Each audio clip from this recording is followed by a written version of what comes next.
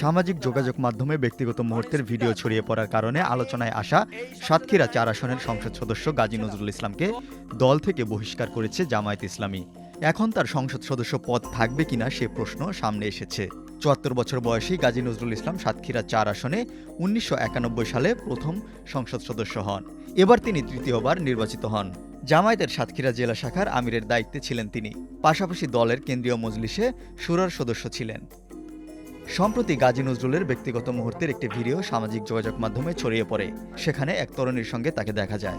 বিষয়টি আলোচনায় ওঠার পর গাজী নজরুল জানান ওই তরুণী তার দ্বিতীয় স্ত্রী। এরপর বিষয়টি নিয়ে নানা তর্ক বিতর্ক ও নির্বাচনী এলাকায় ক্ষোভ বিক্ষোভ চলার মধ্যে ২২ জুলাই জামাতের কেন্দ্রীয় নির্বাহী পরিষদ জরুরি সভায় বসে গাজী নজরুলকে বহিষ্কারের সিদ্ধান্ত নেয়। নির্বাচনী আইন অনুযায়ী কোনো ব্যক্তিকে জাতীয় নির্বাচনে প্রতিদ্বন্দ্বিতা করতে হলে তাকে হয় কোনো দলের মনোনীত প্রার্থী হতে হয় অথবা স্বতন্ত্র প্রার্থী হতে হয়। দলীয় প্রার্থীরা সংসদে দলীয় সংসদ সদস্য হিসেবে বিবেচিত হন।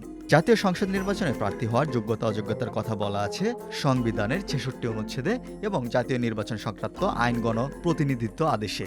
এখানে যেসব অযোগ্যতার কথা বলা আছে, নির্বাচনী হওয়ার পরও কারো সেই অযোগ্যতা তৈরি হলে তিনি পদ হারাতে পারেন। যেসব কারণে কোনো ব্যক্তি সংসদের সদস্য নির্বাচিত হওয়ার এবং সংসদ সদস্য থাকায় অযোগ্য বিবেচিত হন, সেগুলো সংবিধানের ৬৬ অনুচ্ছেদে বলা আছে। তার একটি হলো নৈতিক স্খলনজনিত ফৌজদারি অপরাধ। তবে এক্ষেত্রে সংশ্লিষ্ট ব্যক্তিকে অন্তত ২ বছরের কারাদণ্ডে দণ্ডিত হতে হবে।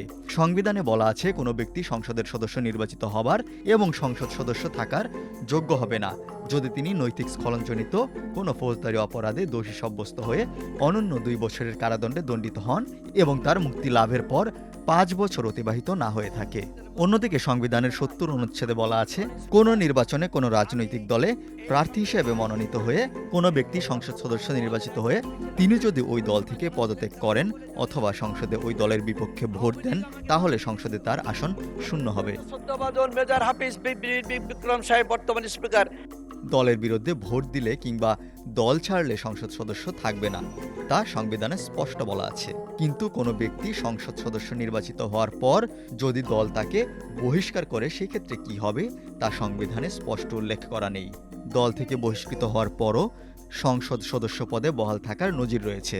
সংসদ সচিবালয় সূত্র জানায় বিএনপির নেতৃত্বাধীন ৪ দলীয় জোট সরকারের আমলে ৮ম জাতীয় সংসদে বিএনপি থেকে নির্বাচিত হয়েছিলেন আবু হেনা।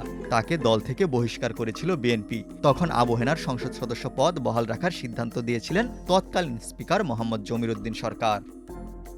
গাজী নজরুল ইসলামকে বহিষ্কারের ক্ষেত্রে জামায়াতে ইসলামী নৈতিক স্খলনের কথা জানিয়েছে, কিন্তু সংবিধানে সংসদ সদস্য পদে থাকার অযোগ্যতা হিসেবে নৈতিক স্খলনের জন্য ফৌজদারি অপরাধের দোষী সাব্যস্ত হয়ে অনন্য ২ বছরের কারাদণ্ডের কথা রয়েছে।